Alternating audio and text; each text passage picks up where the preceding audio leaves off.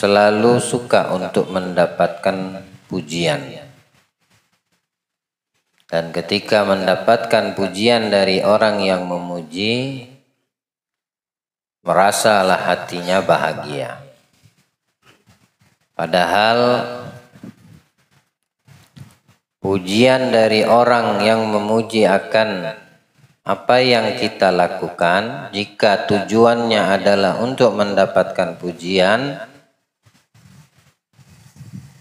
maka ketahuilah orang tersebut akan mendapatkannya. Tapi yang memberikan pujian tidak bisa memberikan pahala untuk yang dipuji.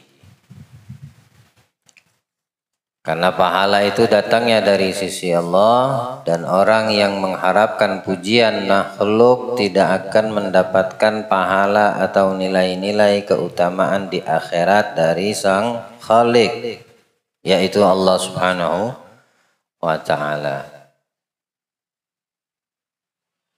Dan menunjukkan ketidakfahaman kita dari pujian atau suka untuk dipuji,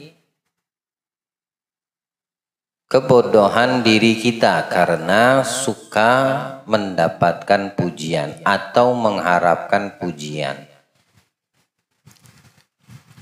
Nah, itu menunjukkan kebodohan manusia yang menginginkan atau mengharapkan agar dipuji. Berbuat baik tujuannya dapat pujian. Beramal baik supaya mendapatkan pujian. Seperti itulah keinginan daripada nafsu yang ada di dalam hati manusia, di dalam jiwa manusia, yang menunjukkan dirinya itu merugi. Kenapa dia merugi? Karena dia tidak mendapatkan pahala, hanya mendapatkan pujian. Namun kembali kepada diri masing-masing manusia. Kalau hatinya, dirinya, nafsunya berharap pujian, maka dia merugi. Tapi kalau dia tidak mengharapkan di dalam hatinya, jiwanya pujian, maka tetap dia akan mendapatkan pahala dari Allah sekalipun dia mendapatkan pujian.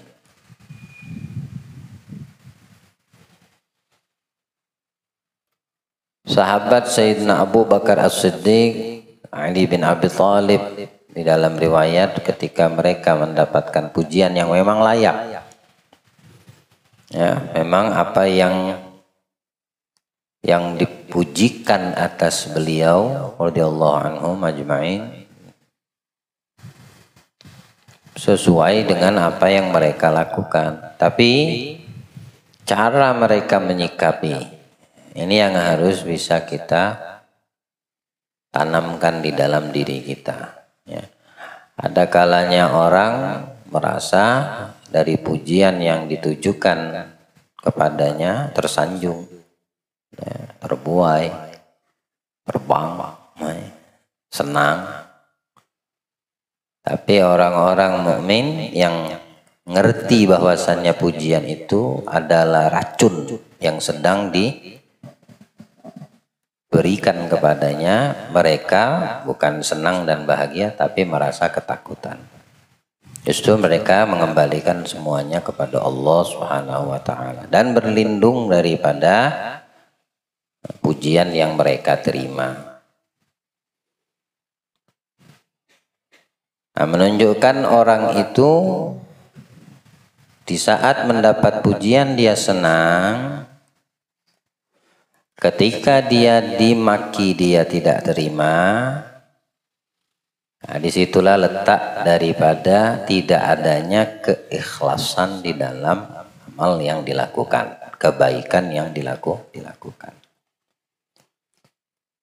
Kalau dia dipuji, kalau dia dimaki, sama kondisi dan keadaan, maka insya Allah di dalam amal yang dilakukan itu adanya nilai keikhlasan semata untuk Allah. Imam Haddad pernah mengatakan, ya nafsu hadzal ladzi ta'tinahu ajabu. Wahai nafsu, inikah yang kamu datangkan kepada diriku, sungguh mengherankan, sungguh mencengangkan. Artinya ya, di antara memang nafsu itu mengharapkan semua yang nyaman bagi dirinya. Ya, jiwanya itu pengen mendapatkan apa yang disukai. Itulah hawa nafsu. Ilmun wa aqlun wala nusukun wala adabu. Imam Haddad dalam syair ini memberikan khitabnya kepada diri sendiri. Namun bagi kita yang paham untuk menjadikan pelajaran dan kita juga kembalikan kepada diri kita juga sendiri masing-masing. Imam Haddad mengatakan kepada dirinya, wahai nafsu, yang kamu datangkan ini kepada diriku, terhadap jiwaku, itu sungguh membuat satu keanehan, mencengangkan. Padahal kamu mempunyai ilmu, padahal kamu mempunyai akal. Maksudnya ilmu, pengetahuan bahwasannya pujian itu bisa menggugurkan pahala amal kebaikan yang kita lakukan. Ya, mengharap pujian orang tidak mendapatkan pahala dari Allah, artinya gugur dari amal kebaikannya itu, menggugurkan pahala yang mestinya dia dapatkan. Orang bersedekah harapannya supaya dibilang dermawan, bilang Nabi, maka dia gugur pahala sedekah yang dikeluarkan dari hartanya percuma. Nah, dia sudah tahu ilmunya, tapi masih saja mengharapkan si nafsu tadi di dalam diri tersebut, manusia itu pujian. Wa aklun, punya akal, mestinya akalnya difungsikan dengan baik. Mana yang membuat dia mendapatkan faedah, keuntungan, mana yang membuat dia mendapat kerugian dan kehancuran. Nah, itulah tugasnya akal, membedakan. Ilmu punya, akal punya, tapi karena tidak dikolaborasikan dengan baik antara ilmu dengan akal, hasil atau natijah yang didapatkan apa? La nusukun wala adab. Tidak ada di situ ibadah dan tidak didapatkan pada diri orang tersebut etika. Ya, karena dia tidak menggunakan ilmu dan akal yang Allah anugerahkan, cuma sebatas mengenyangkan nafsunya untuk mendapatkan apa yang ingin dia capai, akhirnya nusuknya, ibadahnya tidak mendapatkan pahala. Dan dirinya sendiri sudah keluar dari etika, keluar daripada adab-adab Islam. Ya, ini orang yang ingin mengikuti hawa nafsunya terhadap pujian. Makanya kita harus menegur diri kita masing-masing. Ketika ada orang memuji kita, pantaskah pujian itu ditujukan karena apa yang kita telah lakukan? Jika memang iya, maka hendaknya kita berlindung kepada Allah supaya kebaikan yang kita lakukan itu bernilai. Jika yang dipujikan kepada kita tidak ada ya dari apa yang kita lakukan, tapi orang memuji kita, maka istighfarlah memohon ampun kepada Allah Subhanahu wa taala supaya pujian tersebut tidak membinasakan kita. Nah, diceritakan ada seorang raja, orang tujar, orang kaya raya. Dia punya ajudan. Berjalan ke satu tempat, masuk ke satu perkampungan, ternyata di situ ada pondasi masjid. Kampung itu tidak ada masjidnya, terbengkalai pondasi awalnya, nggak ada biaya untuk melanjutkan pembangunan. Laporkanlah kepada sang tuan, diceritakan. Akhirnya orang yang kaya ini memberikan kebutuhan materi untuk melanjutkan pembangunan sampai tuntas. Tahunya orang yang membangun, yang bawa ini tadi, suruhannya dia tadi. Karena yang disuruh ini terbuai akan pujian orang kampung itu, akhirnya nama masjidnya kasih nama, ya dia yang bawa uang tadi. Karena dia sudah tertipu dengan nafsunya tadi. Nah, ini yang dimaksudkan Imam Haddad tadi dalam syairnya. Tahu ilmu, tahu punya akal, tahu pujian itu tidak sepatutnya dia dapatkan karena bukan duit dia cuma bawa doang. Sehingga masyarakat di kampung itu menyanjungnya. Nama masjidnya dikasih namanya. Ternyata di satu kampung itu ada yang kenal dengan ini orang di mana dia bekerja. Dan ditelusuri dapat informasi kalau ini cuma ajudan, bukan yang punya duit, bukan orang kayanya. Lalu ini orang datanglah kepada si tujar ini menjelaskan kronologis yang terjadi di kampungnya. Bilang yang kaya, ini orang yang pandai bersyukur, udah kaya, bersyukur, berilmu. Ya. Apa jawabnya? Wahai anakku, Allah itu tidak tidur. Jawabannya tidak panjang, tapi masuk ke dalam. Allah itu tidak tidur. Jadi yang dilakukan setiap hambanya, dia mengetahui. Bahkan yang tidak diketahui oleh hamba itu sendiri, dia lebih maha mengetahui.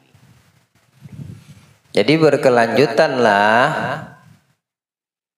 ini nama masjidnya atas nama dia. Setelah berlalu waktu, terbongkarlah apa yang dilakukan si ajudan ini. Malulah dia. Nah, maksudnya apa dari hikmahnya apa dari ini kisah? Orang yang salah di dalam niat karena terbuai dengan pujian, niat tak bagusnya itu akan berbalik kepada diri dia sendiri. Makanya kita jangan terbuai dengan pujian, ya. Kalau memang apa adanya ya dari pujian yang datang kita memang betul melakukan, bersyukurlah kepada Allah. Berharap jangan sampai ini pujian menghilangkan keikhlasan. Jika pujian itu ditujukan dan tidak ada pada kita dari atas pujian yang kita terima, maka cepat-cepatlah beristighfar dan memohon perlindungan kepada Allah. Nah, Jadi bawaan hawa nafsu ini diantara sifatnya, keinginannya itu yang nyaman gitu. Demen dipuji, kalau dipuji senang, bergetar dia punya jiwanya, merasa dirinya sempurna. Dan memang itulah sifatnya nafsu, mengharapkan kesempurnaan. Ilmun wa aglun wala nusukun wala adabun. Ternyata riya ini, suka dipuji ini, di antara sifat munafik. Wasfun nifaqi kama fin nassi nasma'uhu. Kama fin nassi nasma'uhu. Ini sifat pengen dipuji ini adalah sifat, ciri-ciri sifat yang di dalam hati manusia itu ada nifaq. Ada sifat ciri-ciri orang munafik, demen dipuji. Kalau orang yang beriman, tidak mau dia dipuji, tidak senang dia. Bahkan dia senangnya tidak diketahui. Karena dia lebih membutuhkan pengetahuan, diketahui oleh Allah ketimbang makhluk. Itu ciri orang yang beriman. Tapi kalau ciri orang yang munafik, yang di dalam hatinya ada sifat nifak, di dalam amal baik, di dalam sosialisasi yang dia lakukan, ya, terdapat kebaikan, lebih memprioritaskan makhluk daripada Al-Khaliq. Itu ciri-cirinya. Sebabnya apa? Nah, harus kita ketahui. Ternyata sifat senang dipuji adalah diantara ciri munafik. Ya, meski dia tahu ilmu, tahu memiliki akal, tetapi terkadang tertutupi akal dan ilmunya oleh nafsunya yang ada di dalam jiwanya, dirinya, menjadikan dia gugur ibadah amal baik yang dilakukan dan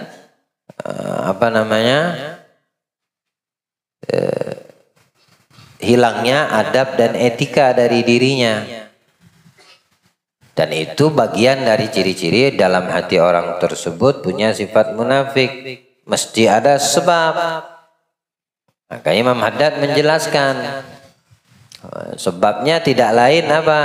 Hubbul mata wa hubbul jah. Cinta sama kekayaan, harta benda. Cinta sama kesenangan. Di dalam hatinya ada penyakit ini. Ini yang menjadi penyebab. Itu yang pertama sebab. Yang kedua hubbul jah. Cinta kepada kedudukan. Jabatan, sanjungan, pujian. Nah ini yang menjadikan dua ini sebabnya. Cuma dua, hubbul mata wa hubbul jah. Hati-hati yang seperti ini kata Imam Haddad, karena tidak menutup kemungkinan ada pada diri setiap manusia. Mudah-mudahan Allah jauhkan dari diri kita. Ya. Karena di mana ada nafsu, di situ ada penyakit ini kalau tidak bisa kita fahami diri kita. Kalau kita tidak berupaya senantiasa muhasabah diri untuk mengenal siapa diri kita sesungguhnya, ya, itu akan terjangkit ini penyakit. Ya. Kalau orang di dalam hatinya tidak ada dua sebab tadi, tidak cinta kepada kesenangan duniawi, harta benda, kekayaan, tidak suka dengan kedudukan, maka insya Allah tidak ada penyakit yang kita bahas di dalam hati manusia ini.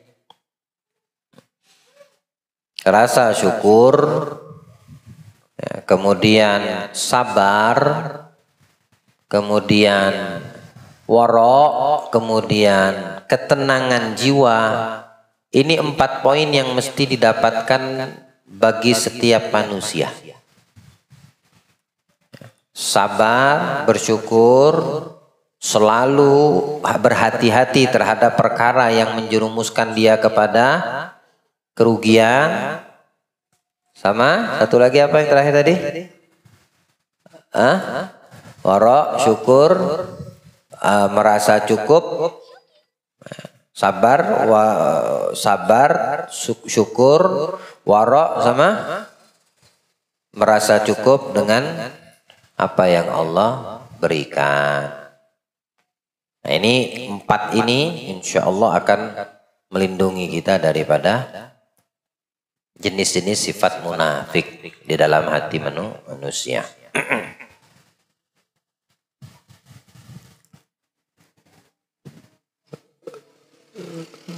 Sebaliknya ia tidak menyukai celaan. Jadi kalau ada orang yang mencela dia tidak suka, itulah nafsu. Kalau dipuji dia senang, kalau dicela dia tidak terima. Kalau udah ada pada diri kita, barometernya ini, seperti barometernya ini. Untuk menghitung atau mengikuti, melihat nafsu yang ada pada, nggak bisa dihilangin ya. Sekali lagi, sering kali saya mengatakan, hawa nafsu ini nggak bisa hilang selama kita masih hidup. Ya, kecuali kalau kita udah masuk di kubur. Udah ditanam, udah nggak ada lagi hawa nafsu. Selama kita masih bernyawa, hawa nafsu ada di dalam diri kita. Mau kamu hilangkan tidak akan pernah bisa. Tapi yang bisa kita lakukan adalah mengkawalnya, menundukkannya, menekannya. Bisa, menghilangkan enggak. Tapi mengaturnya, menundukkan dia. Supaya kita yang menjadi majikan, dia budak, bukan kita budak, dia majikan. Nah, di antara barometernya tolak ukurnya ini. Nah, lihat kalau dipuji sama orang, andai kita dipuji sama orang, gimana? Di situ bermain tuh nafsu langsung tuh seketika tuh. Dia ingat sama ilmu dan akalnya, atau dia lupa tenggelam dari ilmu dan akalnya. Si nafsu ini tadi yang menguasai, artinya tambah senang dia dipuji. Atau ketika dicela. Nah, dicela, difitnah, dimaki, dicaci. Di situ nafsunya juga akan bermain. Kalau dia masih tidak suka dicela, senang dipuji, berarti menunjukkan ini budak nafsu. Bukan dia yang mengkawal, bukan dia yang mengatur, bukan dia yang menekan, bukan dia yang mengontrol, yang membuat settingan bukan dari dia, tapi dia disetting sama nafsunya. Dalam asli kasar bahasanya budak nafsunya sendiri. Ya, karena itu bahaya. Nabi kan pulang dari peperangan, memenangkan peperangan Badar, balik dengan senang, takbiran para sahabat. Gembira atas kemenangan yang digapai dengan bantuan Allah Subhanahu wa taala. Bilang Nabi, kalian itu balik dari perang kecil menuju perang besar. Bayangin, dalam keadaan bulan Ramadan berpuasa 300 sama 313 lawan 1000, persenjataan ala kadarnya, apa adanya. Pasukan musyrik, orang-orang kafir Quraisy di Mekah itu dengan persenjataan lengkap komplit. Tapi dengan bantuan Allah, Allah menangkan kaum muslimin. Ya, bersyukur mereka dengan itu, kembali sampai Madinah bertakbir, bilang Nabi, kalian baru balik dari perang kecil menuju yang lebih besar. Waktu ditanya, di antara sahabat bertanya, perang apa itu ya Rasulullah? Jihadun nafs. Memerangi hawa nafsu yang ada di dalam diri sendiri. Ternyata itulah peperangan yang sesungguhnya. Ya, peperangan yang sesungguhnya adalah peperangan melawan hawa nafsu yang ada di dalam diri kita. Jadi tidak bisa dihilangkan, namun bisa dikendalikan. Mengendalikan hawa nafsu butuh kepada kesungguhan. Ya, butuh kepada kesungguhan serta doa, minta dan mohon kepada Allah bantuan. Allah berikan kita pemahaman. Ya, semoga Allah senantiasa membantu hawa nafsu yang ada di dalam diri kita, ya, sehingga kita bisa mengatur, menekan dan mengendalikannya. Baik.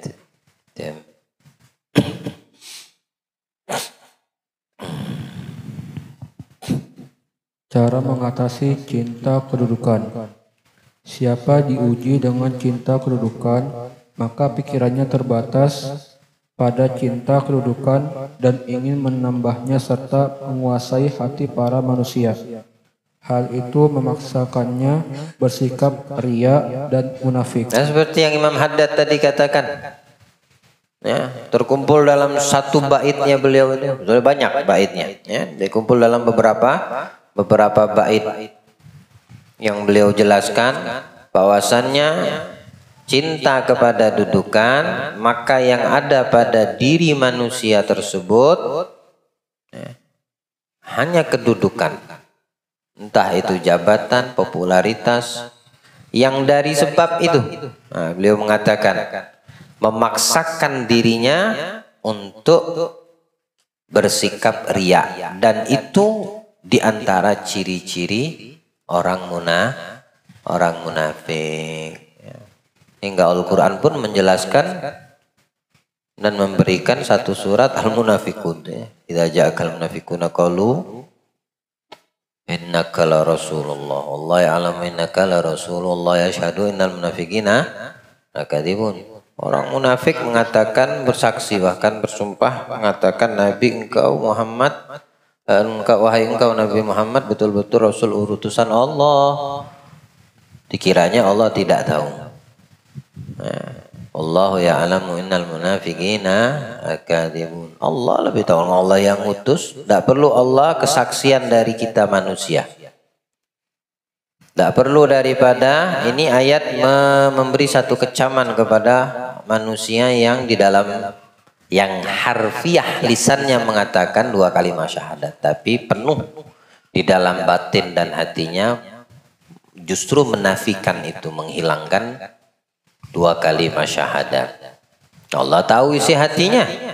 Allah tahu dibalik daripada kesungguhan ucapan orang-orang munafik. Aku lebih tahu, kata Allah, karena aku yang mengutus Muhammad Sallallahu Alaihi Wasallam. Untuk apa kalian memberikan kesaksian? Maksudnya kepada orang-orang munafik.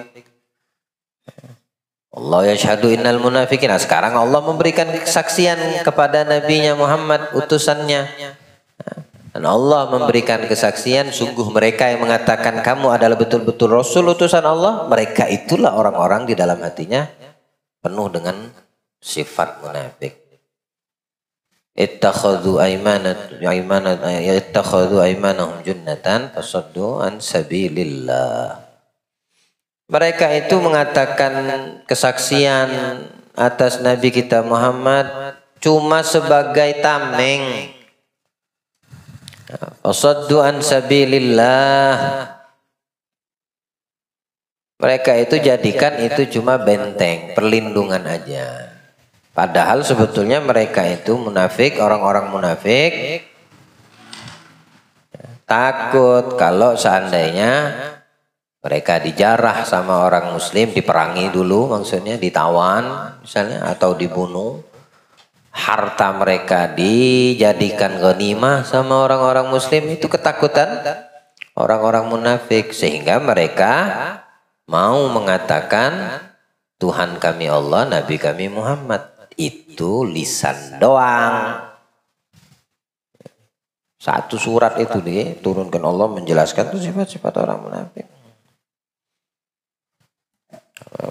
Apa namanya, Abdullah bin Ubay bin Salul di antara kata Rasul munafik itu, pimpinnya orang-orang munafik. Baik. Oleh karena itu, Rasulullah SAW menyamakan cinta harta dan kedudukan dengan dua ekor serigala buas dalam kandang kambing. Beliau bersabda, sesungguhnya ia menumbuhkan sifat munafik seperti air menumbuhkan tanaman. Pengobatannya terdiri dari ilmu dan amal. Artinya gambaran sifat di dalam hati ini ada penyakit cinta dunia, kedudukan, atau riya, ya, yang nanti akan berujung kepada pujian, riya, atau senang untuk disanjung. orang banyak, orang di sekitarnya. Bilang Nabi, ya perumpamaan air itu tidak mungkin tidak akan tumbuh lumut. Ya, di mana ada air, di situ ada lumut. Di mana di dalam hati manusia ada sifat ini, ya, maka akan tumbuh lumut, tumbuh riya, tumbuh hasud, tumbuh takabur. Ya.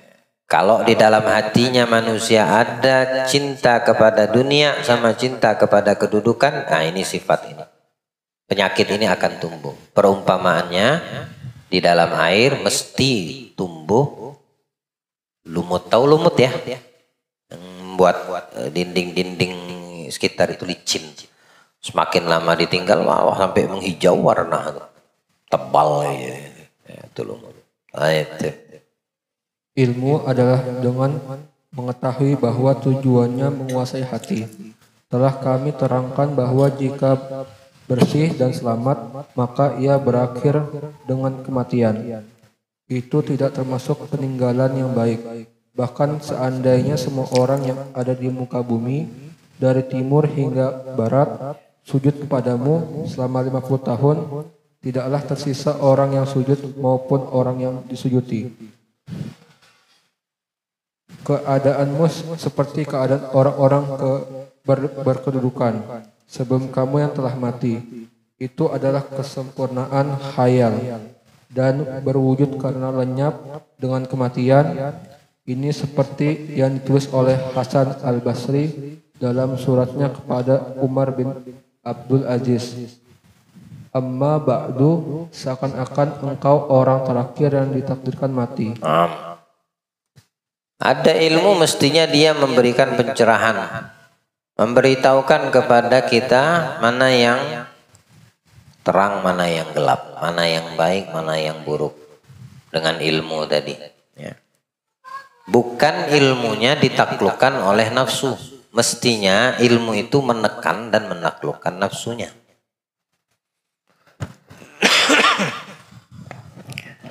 Sehingga tidak keluar dari adab dan etika serta akhlakul karimah di dalam Islam dan tidak menimbulkan di dalam hati dan nafsunya cinta kepada kedudukan. Itulah fungsinya ilmu. Keadaan orang yang dikuasai, dikendalikan ilmunya oleh hawa nafsunya justru sebaliknya. Dia sadari meskipun dia hidup di atas bumi ini, maksudnya bernyawa, tapi pada hakikatnya dia itu mayat berjalan. Maksudnya mati dia sebetulnya. Siapa? Ya manusia yang ditaklukkan oleh hawa nafsunya. Yang tidak mampu mengendalikan, menekan di dalam jiwanya hawa nafsu yang ada di dalam dirinya. Gamblangnya kita katakan tadi, setiap orang yang diperbudak oleh hawa nafsunya. Dia itu di atas bumi ini walau berjalan, walau makan, minum, semua itu hanya pura-pura saja, kebohongan saja. Aslinya, hakikatnya sebetulnya dia udah mati. Kenapa? Karena hatinya sudah dibunuh, sudah terbunuh dia dengan nafsunya sendiri. Walaupun nanti berujung terakhir, meskipun nanti terakhir jasadnya yang mati. Artinya kalau sudah nggak nyawa, ruhnya udah diambil sama Allah, nggak bisa bergerak lagi, udah nggak ada lagi hawa nafsu, baru tinggal dikubur, matinya terakhir, belakangan. Tapi karena di masa hidupnya dia diperbudak nafsunya, dia itu sudah dikatakan mayat. Tanpa dia sadari. Waliyadzubillah. Allah berikan kita pemahaman. Ya, kalau mau dibilang hidup, hidupkan betul-betul di masa hidup ini. Artinya jangan sampai kita dikatakan mayat hidup. Lantaran kita ini diperbudak oleh nafsu terus sampai betul-betul jasad yang tadi bernyawa dikuburkan, betul-betul dikatakan mati. Ya. Karena dengan matinya manusia yang bernyawa tadi, matilah nafsu tadi. Tapi ada yang masih hidup orangnya, namun dia dikalahkan, ditaklukkan, tidak bisa menjinakkan hawa nafsunya. Dia pun hidup tapi dia dikatakan pada hakikatnya mati sebelum jasadnya betul-betul mati. Meninggalkan ini dunia, maksudnya ke dalam dikuburkan. Kata Imam Hasan Al-Basri kepada Umar Abdul Aziz, amma ba'du, seakan-akan engkau orang terakhir yang ditakdirkan mati. Nangis seketika Umar Abdul Aziz. Paham maksudnya? Dia menekan, mengingatkan jangan sampai dikuasai oleh hawa nafsu. Jangan sampai ditaklukkan oleh hawa nafsu yang ada di dalam diri. Ya, seakan-akan seolah-olah engkau orang terakhir yang ditakdirkan mati. Sehebat apapun kedudukan yang kau miliki, jabatan yang kau miliki, khalifah.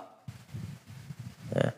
Jangan sampai terbuai dengan pujian, jangan sampai terbuai dengan nafsu, jangan sampai dijinakkan oleh hawa nafsu dirimu, sehingga kamu seperti orang yang mati terakhir kali. Padahal di masa hidup itu sudah dikatakan mati.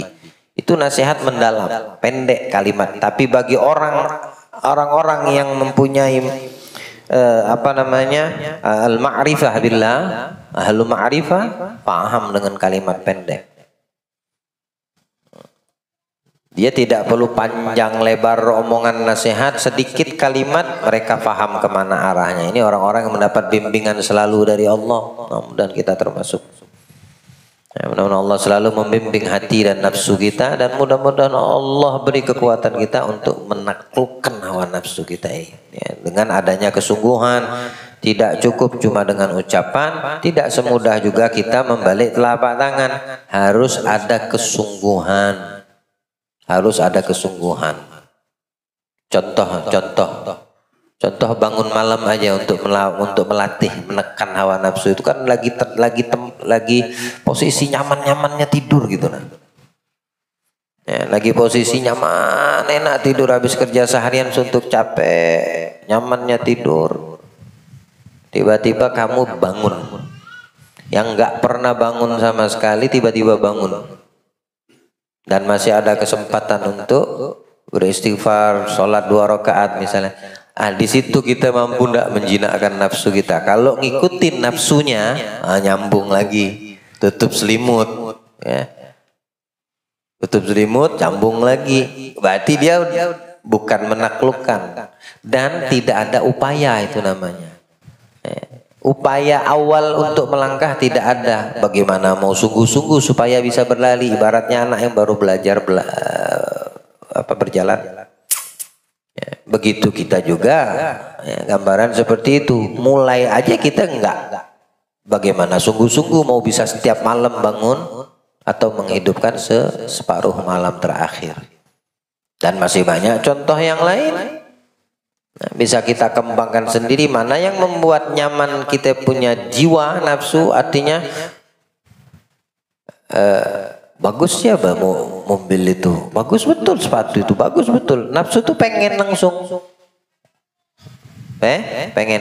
Sekarang coba kita rasakan yang pernah kita alami dari momen-momen yang sangat kita inginkan terhadap satu urusan dunia atau benda-benda di dunia ini yang kita lihat, kita inginkan.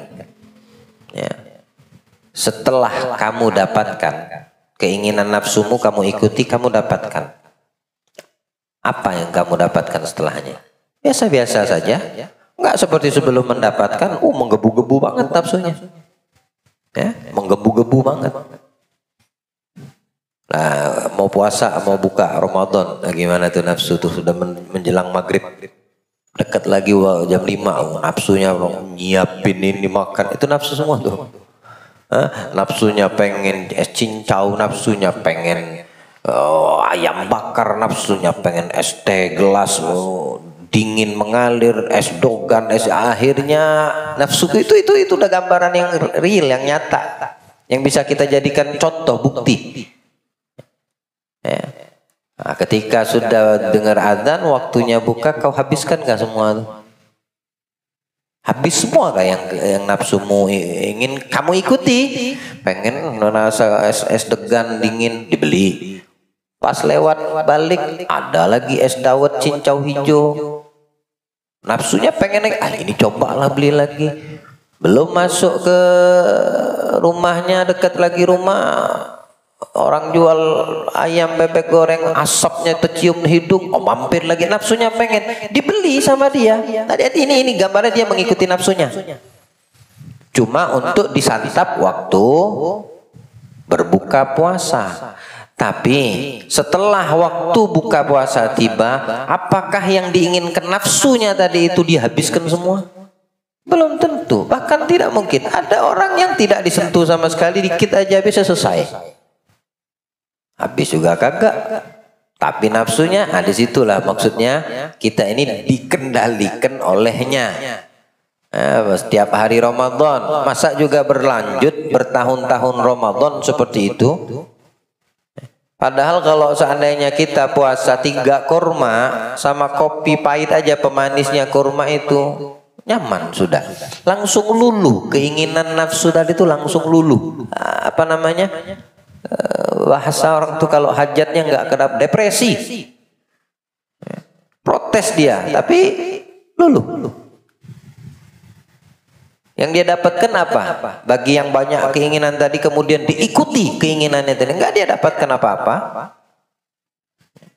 Pengen punya sesuatu yang bagus, belum dapat, belum puas, belum kenyang, penasaran terus dia. Enggak ada duit, atau berhutang berani dia, pinjam dia sana. Sudah memprediksikan nanti gajian bulan depan saya ganti. Ini apa namanya? Barang langka. Cuma ada di dunia dikit, lambat dikit dibeli sama dia. Karena ngikutin nafsu tadi ya, ngikutin nafsu tadi. Setelah dia dapatkan apa? Habis itu kagak, timbullah sifat munafik, sifat nifak ini, ciri-ciri munafik. Ini riya tadi. Bagus, gak penting orang lihat. Oh, ini barang langka kau dapat nih. Beli mana? Itu sudah otomatis keluar. Dengan sendirinya keluar. Nah, kesemua itu tidak lain sebabnya seperti yang dikatakan Imam Al-Haddad. Cinta kepada al-mata, kesenangan dunia, waljah, kedudukan, jabatan, penghormatan. Dua penyakit ini menyebabkan semua sifat munafik, sifat nifak di dalam hati manusia yang tersembunyi keluar. 1, 2, 3 keluar lagi, yang keempat keluar lagi riya, keluar lagi ujub, keluar hasud, keluar takabur. Gara-gara sebab 2, cinta sama kenyamanan, perhiasan, benda, harta kekayaan sama kedudukan. 2 penyebab itu, dan itu binasil Quran. Ayat-ayat Al-Quran banyak yang menjelaskan dengan itu. Tentang kedudukan, mata, dunia, wanita, emas, perak, apalagi semuanya dunia semua tuh. Gara-gara itu. Kalau bicara hadis Nabi panjang SAW dengan masalah amal kita ini melewati tahapan-tahapan sampai kepada diterima atau tidak oleh Allah Subhanahu wa taala, berujung kepada satu problemnya. Trouble-nya di satu, di dalam hatinya ada cinta dunia. Allah selamatkan kita, Allah selamatkan hati kita insyaallah. Baik. Maka Umar menulis dalam jawabannya, amma ba'du, seakan-akan engkau tidak berada di dunia dan seakan-akan engkau selalu berada di akhirat. Mereka ini memandang akibat-akibat di kemudian hari dan menyadari bahwa setiap sesuatu yang akan datang itu dekat. Sedangkan amal mereka mempunyai jalan. Di antara mereka ada yang minum-minum halal yang menyerupai khamar, lalu orang-orang menjauhinya dan mengira ia meminum khamar. Di antara mereka ada yang dikenal dengan sifat zuhud, lalu masuk ke kamar mandi Kemudian ia keluar dan memakai baju orang lain. Ia berdiri di jalan hingga orang-orang mengenal dan mengambilnya serta menanggalkan bajunya. Mereka memukulinya seraya berkata, "Ini pencopet." Maka mereka pun menjauhinya. Dalam terdekat di dalamnya merupakan pengasingan dan hijrah ke tempat yang tersembunyi. Sebab seandainya ia mengasingkan diri di negerinya, maka ia tidak luput dari semacam riya, karena diketahui orang-orang keadaannya yang mengasingkan diri dan bersembunyi. Allah berikan kita pemahaman insyaallah. Allah bersihkan hati kita daripada semua sebab yang menjadi penghalang antara ubudiyah kita dengan Allah. Qulubana kullaqatul dunya kullamahan lil khalqi milu bina ila ma'siyatik aw yasduna an ta'atik aw yahul bainana wa baina tahaqqaq ma'rifatikal khas wa mahabbatikal khalisah fal kadzalika walidina wa dhurriyyatina wa hababina li yaumiddin. Wa sallallahu ala sayyidil mursalin sayyidina Muhammadin wa alihi wasallam. Alhamdulillah rabbil alamin.